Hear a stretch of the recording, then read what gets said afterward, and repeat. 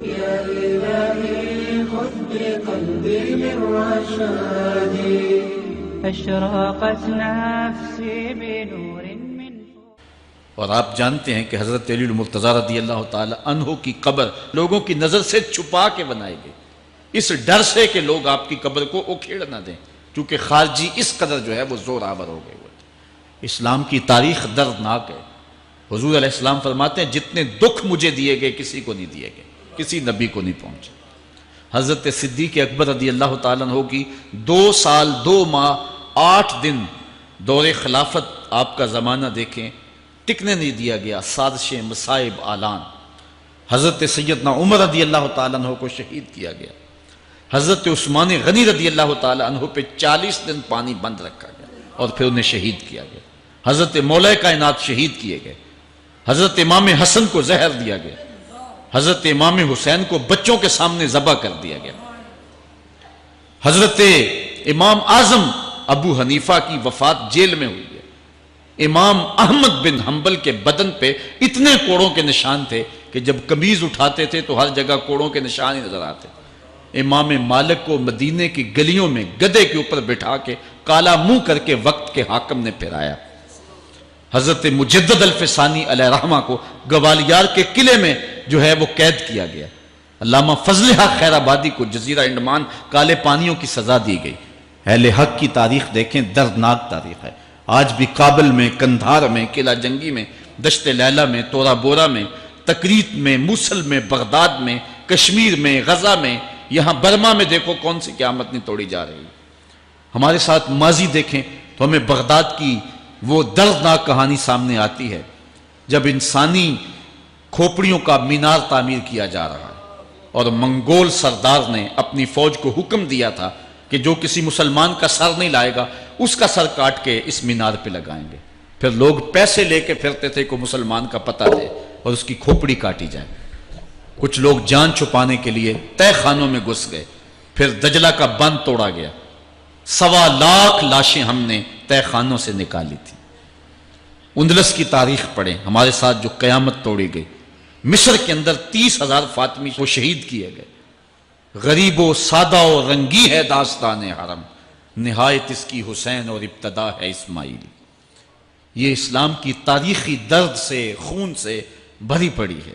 تو حضرت مولا کائنات سیدنا علی المرتضیٰ رضی اللہ تعالی عنہ کو اس وقت اگر خدا کہنے والے بدبخت تھے تو ان کو شہید کرنے والے، اور اس ڈر سے کہ ان کی قبر کو کھیڑ نہ دیا جائے، خارجی اتنے زور آور ہیں تو ان کو جو ہے وہ لوگوں کی نظروں سے چھپا کر کے جو ہے وہ رکھا گیا۔ اور ایک دور وہ بھی آیا کہ ممبروں پہ بیٹھ کے مولا علی کو گالیاں دی جاتی تھی۔ یہ تاریخ میں یہ دور بھی آیا، آپ پڑھیں تاریخ۔ بنو امیہ کا ایسا دور بھی دنیا نے دیکھا ہے۔ اسی لیے حضور نے فرمایا تھا من سب علیاً فقد سبنی، جس نے میرے علی کو گالی دی اس نے مجھے گالی دی۔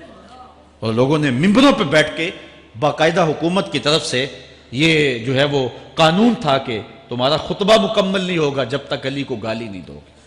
یہ لمحے بھی آئے جب اس دور میں دشمن علی موجود تھے، مبغضین موجود تھے اور افراط محبت میں رکھنے والے موجود تھے۔ تو یہ دور تو اسلام کا حضور کے دور سے 1400 سال پیچھے ہے، تو یہاں بغض رکھنے والے بھی موجود ہیں۔ اس عنوان کے ساتھ اگر عنوان چھیڑوں تو یہ لمبی گفتگو ہو جائے گی، یہ میرا موضوع نہیں ہے، لیکن اتنی بات میں کہوں گا، اللہ کا شکر ادا کرو، اللہ نے تجھے اہل بیت کے در کا بھی غلام بنایا ہے اور صحابہ کا بھی غلام بنایا ہے۔ کچھ لوگ صحابہ کا نام لے کے اہل بیت کو برا کہتے ہیں، کچھ اہل بیت کا نام لے کے صحابہ کے خلاف بکواس کرتے ہیں۔ ہمارے بزرگ فرمایا کرتے تھے صحابہ نبی کے در والے ہیں، اہل بیت نبی کے گھر والے ہیں۔ ہم کہتے ہیں گھر والوں تجھے بھی ہمارا سلام، در والوں تجھے بھی ہمارا سلام۔ ہم در والوں کو بھی سلام کرتے ہیں، گھر والوں کو بھی سلام کرتے ہیں۔ کسی نے حضور خطیب الاسلام سے پوچھا تھا کہ حضرت عائشہ افضل ہیں یا حضرت فاطمہ افضل ہیں؟ پوچھنے والے نے تو صاحبزادہ کو پھنسانا چاہا تھا، لیکن جن کے عقیدے صاف ہیں وہ پھنستے نہیں ہیں، ان کے عقیدے واضح ہوتے ہیں۔ تو حضرت صاحبزادہ نے فرمایا کہ میاں اگر دیکھو بیٹی ہونے کی حیثیت سے تو فاطمہ بیٹی ہے نبی کی اور عائشہ بیٹی ہے ابو بکر کی۔ ابو بکر کی بیٹی نبی کی بیٹی سے افضل تو نہیں ہو سکتی۔ اور اگر دیکھو بیوی ہونے کی حیثیت سے فاطمہ بیوی ہے علی کی اور عائشہ بیوی ہے نبی کی۔ علی کی بیوی نبی کی بیوی سے افضل تو نہیں ہو سکتی.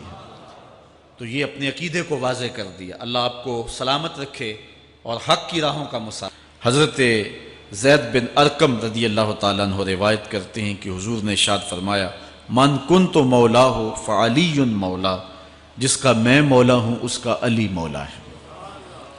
حضرت عمران بن حسین روایت کرتے ہیں کہ حضور نے مولا کائنات سیدنا علی المرتضیٰ کے بارے میں ارشاد کیا ان علی منی وانا منہ وہو ولی کل مومن، علی مجھ سے ہے اور میں علی سے ہوں اور وہ ہر مومن کا ولی ہے.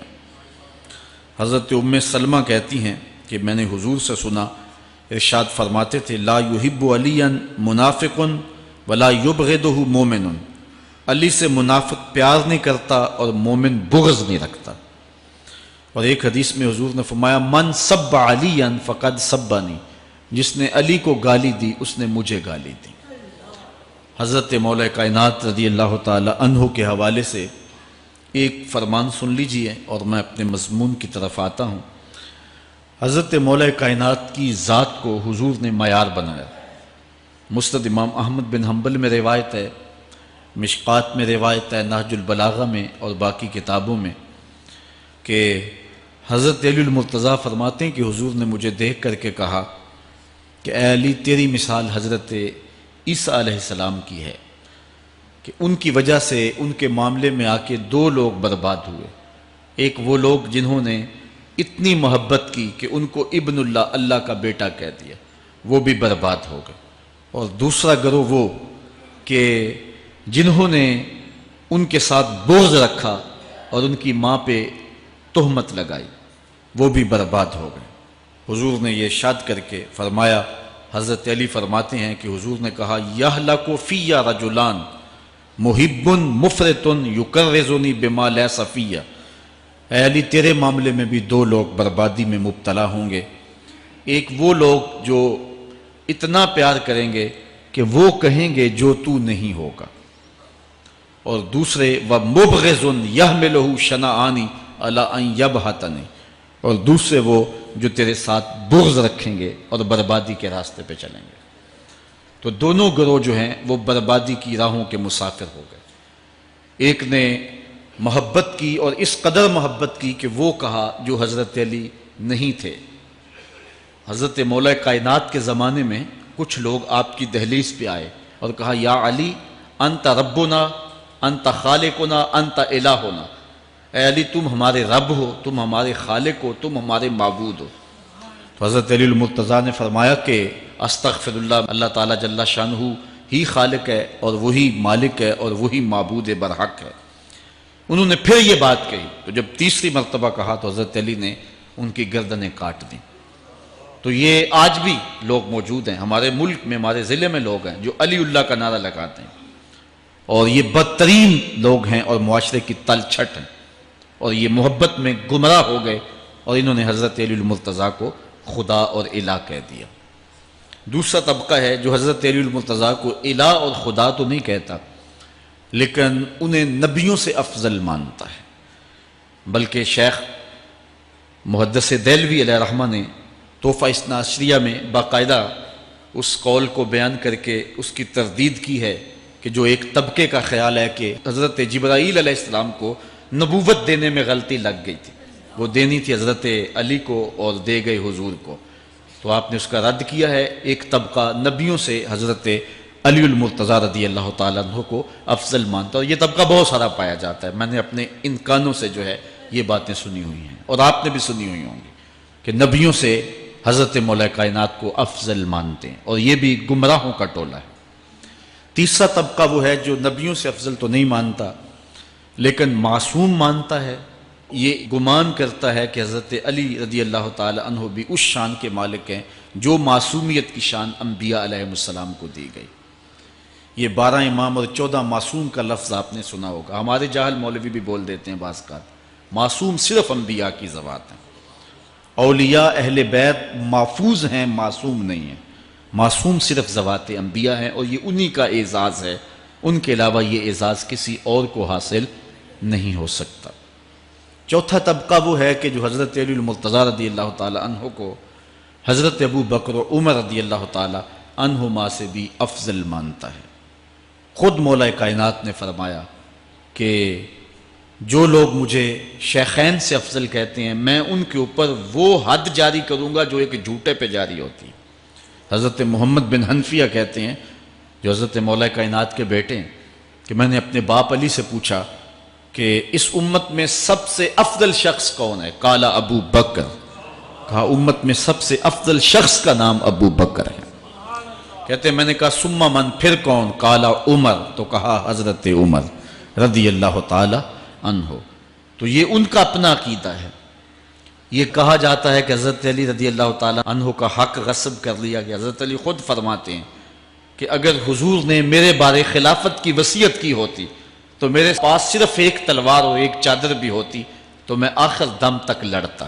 شیر خدا ہو اور اللہ کا رسول وصیت کرے اور وہ چھپ کے بیٹھا رہے، یہ کیسے ہو سکتا ہے؟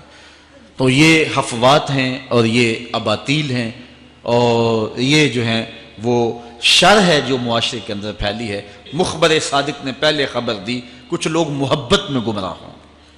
وَمُبْغِضٌ يَحْمِلُهُ شَنَآنِ عَلَىٰ أَن يَبْهَتَنِ، اور کچھ لوگ جو ہیں وہ بغض میں برباد ہو جائیں۔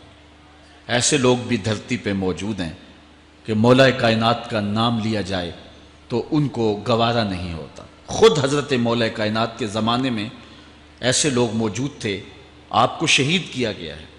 اسلام کی تاریخ انتہائی دردناک ہے۔ حضرت مولا کائنات رضی اللہ تعالی عنہ کو ابن ملجم نامی بدبخت نے جو ہے وہ تلوار کا وار کر کے جو زہر میں بجھی ہوئی تھی شہید کیا ہے۔ تو یہ بغض اور دشمنی رکھنے والے لوگ تھے جو زمانے میں موجود تھے۔